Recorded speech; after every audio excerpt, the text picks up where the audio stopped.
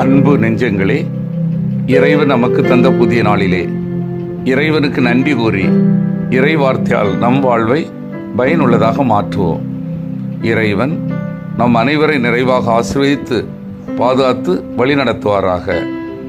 பிப்ரவரி மாதம் திருத்தந்தையின் கருத்து குருத்துவ மற்றும் துறவற வாழ்வு இறை அழைத்தலுக்காக வேண்டுவோம்.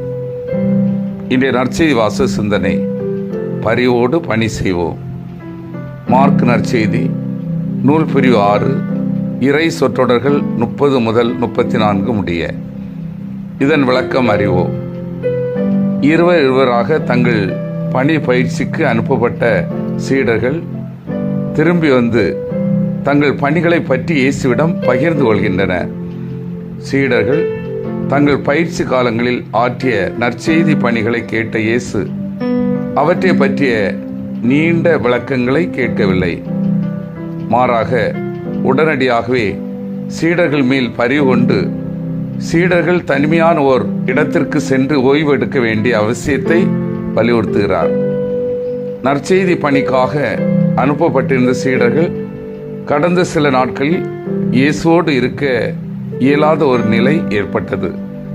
சீடத்துவ பயிற்சியிலும் அவர்களுடைய பிற்கால பணி வாழ்க்கையிலும் தாங்கள் இயேசுவோடு ஒன்றுபட்டிருக்க வேண்டிய நிலை மிக மிக முக்கியமானது என்பதை வலியுறுத்த விரும்புகிறார் இயேசு. ஆகவே தனிமையான இடத்தை நம் இயேசு விரும்புகிறார். இது 6 நாள் படைக்கும் பணியில் ஈடுபட்ட கடவுள் 7ஆம் நாள் ஓய்வு எடுத்ததை நினைவூட்டுகிறது.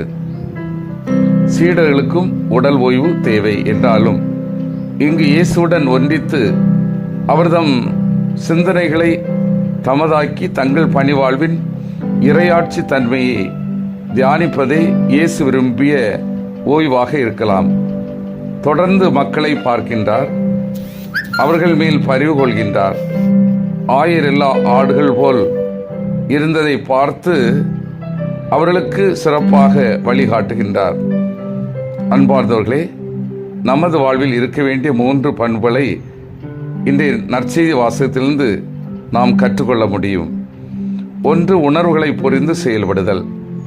2வது, தனிமையில் சிறிது நேரம் செலவு செய்தல்.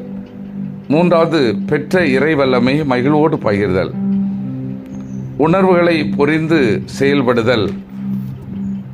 ஒவ்வொரு நாளும் நம்மை தேடி வருபவர் உண்டு, நம்மோடு வாழ்கின்றவர்கள் உண்டு. உணர்வுகளை புரிந்து வழிகாட்ட வேண்டும், உதவ வேண்டும். இயேசு சீடர்களின் உணர்வுகளை புரிந்து கொண்டு வழிகாட்டுகின்றார், மக்களின் உணர்வுகளை புரிந்து கொண்டு உதவுகின்றார். 2வது கருத்து, தனிமையில் சிறு நேரம் செலவு செய்தல். ஒவ்வொரு நாளும் சிறிது நேரம் தனிமையாக இருந்து கடவுளோடு ஒன்றிக்கின்ற, அவரோடு உரையாடல் மேற்கொள்கின்ற வாழ்வை ஆய்வு செய்கின்ற செயல் இடம்பெற வேண்டும். பணி வாழ்வை பற்றி சிந்தித்தல், தெளிவோடு செயல்பட முடியும்.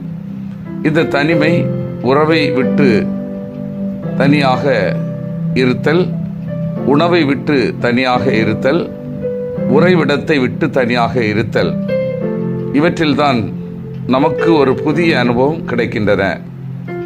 3வது கருத்தாக, பெற்ற இறை வல்லமை மகிழ்வோடு பகிர்தல். கடவுளோடு நேரம் செலவு செய்து அவர் அனுபவம் பெற்ற பின்பு ஏராளமாக இறை ஆற்றலை பெறுகின்றோம். இவற்றை மன நிறைவோடு பிரமத்தில் பகிர்தல் வேண்டும். இதை சீடர்கள் வழியாக இறைவன் நமக்கு இன்று உணர்த்துகிறார். சிந்தித்து தியானித்து செயல்படுவோம். நான் பிறரது உணர்வுகளை புரிந்து கொண்டு வழிகாட்டுகின்றேனா? ஒவ்வொரு நாளும் சிறு நேரம் தனிமையாக இருந்து இறைவனோடு உரையாடி நிறை குறைகளை ஆய்வு செய்து செயல்படுகின்றேனா? நான் பெற்றுள்ள இறை வல்லமை தாராளமாக பிறரோடு பகிர்ந்து கொள்ள முன் வருகின்றேனா? மன்றாடுவோமாக. வல்லமை மிக்க இறைவா, நாங்கள் அனைவரும் பிறரது உணர்வுகளை புரிந்து கொண்டு வழிகாட்டவும் உதவி செய்யவும், சிறு நேரம் தனிமையாக இருந்து இறை அனுபவம் பெற்று வாழவும், நாங்கள் பெற்றுக்கொண்டுள்ள இறைவனின் அருட்கொடைகளை தாராளமாக பகிர்ந்து கொள்ளவும் வரம் தாரும். ஆமீன்.